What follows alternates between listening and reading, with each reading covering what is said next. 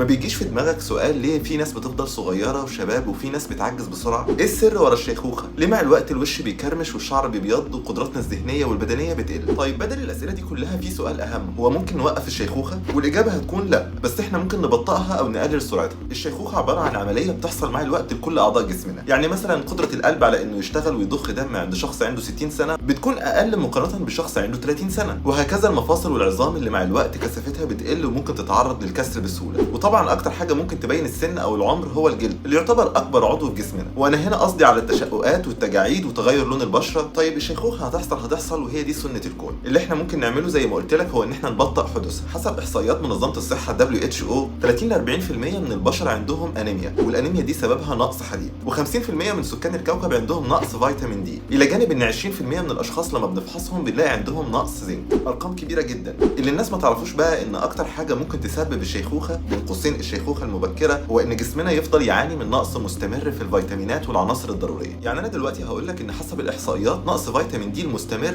بيبوظ عظمك وبيعجزه بسرعه، ومش بس كده ده بيوقع الشعر وكمان بيخلي جلدك خشن. اما نقص فيتامين سي فده بيتسبب في نقص في تكوين وتصنيع الكولاجين، وده بيتسبب في ان جلدك ووشك بيكونوا مليانين تجاعيد وترهلات. اما نقص الزنك اللي احنا قلنا ان في 20% من الناس بتعاني منه، فده بيتسبب ان وشك يكون مليان حبوب وبقع سوداء، وكمان بيتسبب في الشيب المبكر او ان الشعر لونه يبيض قبل سن 28. وبكده انت عرفت ان نقص الفيتامينات هو اول سبب للشيخوخه.